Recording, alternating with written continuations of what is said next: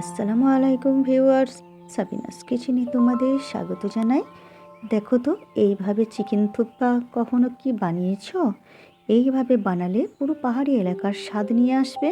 আশা করছি তোমাদের খুবই ভালো লাগবে। Aha. Yes.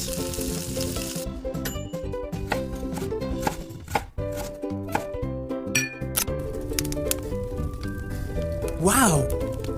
কড়াইতে একটু বেশি করে পানি দিয়ে দিয়েছি। আমি চিকেনের পিস দিয়ে দিলাম, পরিমাণ মতো লবণ, অল্প করে একটু তেল দিয়ে দিলাম, আর 1 চামচ আদা রসুন কুচি দিয়ে ভালো করে নেড়ে দিয়ে চিকেনটা সেদ্ধ করে নেব মিডিয়াম আঁচে। এরপর চিকেনটা সেদ্ধ হয়ে গেলে চিকেনটা ছেঁকে তুলে নেব। নিয়ে এবারে চিকেন সেদ্ধ পানিটা আমি রেখে দেব। এটা থুপ্পা রান্নাতে আমার কাজে লাগবে। চিকেনটা ঠান্ডা করে ছোট ছোট করে কুচিয়ে নেব। এখানে লবণ দিয়ে চাউমিনটা আমি সেদ্ধ করে পানি ঝরিয়ে ভালো করে ধুয়ে রেখেছি। এদিকে মিক্সির জারে রসুন আর আদা কুচি দিয়ে দিচ্ছি, ঝালের জন্য কয়েকটা কাঁচা লঙ্কা, আর এখানে ছোট ছোট দুটো টমেটম দিয়ে দিচ্ছি, দুটো মাঝারি সাইজের পেঁয়াজ কেটে দিয়ে দিলাম, দিয়ে পেস্ট করে নেবো একসঙ্গে। এটাই থুকপার সিক্রেট মশলা, তোমরা অবশ্যই মশলাগুলো করে নিও। এরপর কড়াইতে অল্প করে সাদা তেল দিয়ে বেটে রাখা মশলাটা দিয়ে দিচ্ছি। এই থুকপা রেসিপিতে বেশি মশলা দিলে খেতে ভালো লাগবে না। পরিমাণ মতো লবণ দিয়ে দিচ্ছি, আর দেব অল্প করে একটু গোলমরিচের গুঁড়ো, দিয়ে এরপরে 1 চামচের মতো সয়া সস দিয়ে এবারে কিছুক্ষণ মশলাটা কষিয়ে নেব।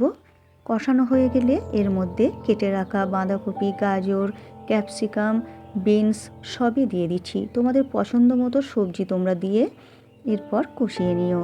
এরপর কষাতে কষাতে চিকেনগুলো আমি এভাবে ছোট ছোট করে ছাড়িয়ে দিয়ে দিলাম, দিয়ে চিকেনটাও ওর সঙ্গে কিছুক্ষণ কষিয়ে নেব। আমরা পাহাড়ে বেড়াতে গেলে সবাই থুপ্পা খেয়ে থাকি এবং আমরাও গিয়ে খেয়েছি। পুরো এই একই রকমই স্বাদ আমরা অনুভব করেছিলাম, তাই তোমাদের কাছে এই স্বাদটা তুলে ধরলাম। এরপরে কষানো হয়ে গেলে চিকেন সেদ্ধর পানিটা এর মধ্যে দিয়ে দিচ্ছি, আর অল্প একটু পানি দিয়ে দিলাম, দিয়ে ভালো করে নেড়ে দেব। আর একটা জিনিস দিয়েছিলাম আমি, 1 চামচ ভিনিগার দিয়েছিলাম, সেটা দেখানো হয়নি, দিয়ে দিও তোমরা। এরপর সব কিছু সেদ্ধ হয়ে গেলে সবজি, এখানে সবজি আমি পুরোপুরি সেদ্ধ করব না, হালকা করে সেদ্ধ করে নেব।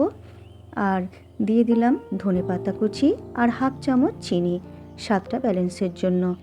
এরপর ভালো করে ফুটিয়ে নিয়ে নামিয়ে তোমরা এবারে এমনি জায়গাতে চাউমিন দিয়ে এবং এতে এবারে থুপ্পার স্যুপটা দিয়ে এরপর তোমরা গরম গরম পরিবেশন করো। আমার রেসিপিটি তোমাদের ভালো লাগলে লাইক কমেন্ট শেয়ার করে পাশে থেকো। আমার রেসিপিটি ফেসবুক থেকে দেখলে ফলো করে দিও, ইউটিউব থেকে দেখলে সাবস্ক্রাইব করে পাশে থেকো। শেষ পর্যন্ত দেখার জন্য অনেক অনেক ধন্যবাদ।